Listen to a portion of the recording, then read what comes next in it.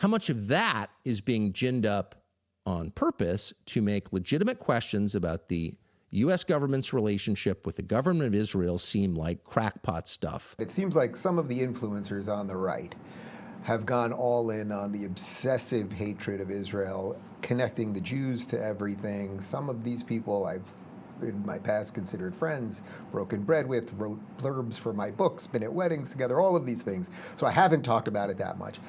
Tucker, to me, something very strange is going on over there. You've been talking about him quite a bit. It's obviously connected to what we're talking about right now. So now, to the backdrop of the clip we showed from the movie, with the explanation of anti-Semitism, I want to show you this clip from Tucker's show where he's explaining something about anti-Semitism and where it comes from.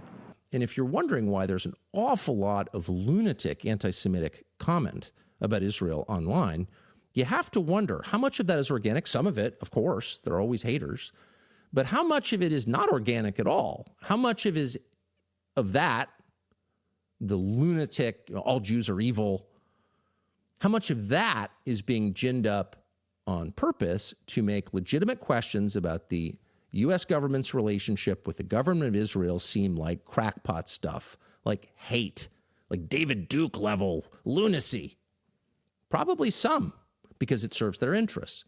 Okay, I'm not even sure exactly where to begin with this. This is a guy who every day on his show is obsessing over Israel while telling you that you're not allowed to talk about Israel, but he's making a lot of bank while doing it. He constantly, every time he criticizes some individual person, it's always a Jew, whether it's Ben Shapiro or Mark Levin, or he went after me in August, which I just found out, Barry Weiss, et cetera, et cetera. And then there he is saying that Israel is likely to blame for the anti-Israel hate. That is some really profoundly ridiculous stuff. I mean, to me, the most, when he talks about lunatic content, the most dangerous lunatic content quite obviously comes out of Tucker himself, generally in the form of a ventriloquism with his guests. So Tucker himself doesn't really say. What Tucker's role is to ask a leading question that conceals an answer inside of the question. And then his guest will expound it, and Tucker will wholeheartedly agree. Pretending he's never heard of any of this before. Exactly. He's completely it's always by right. everything. His strategy is he's getting epiphanies. Yeah. And so his guest will say something like, well, you know, I think we should have allied with Hitler in World War II against Stalin.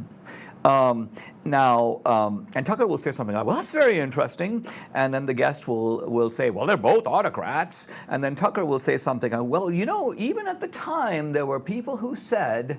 Now, here is where Tucker is playing a sleight of hand, because Tucker actually knows. Tucker's a pretty smart guy.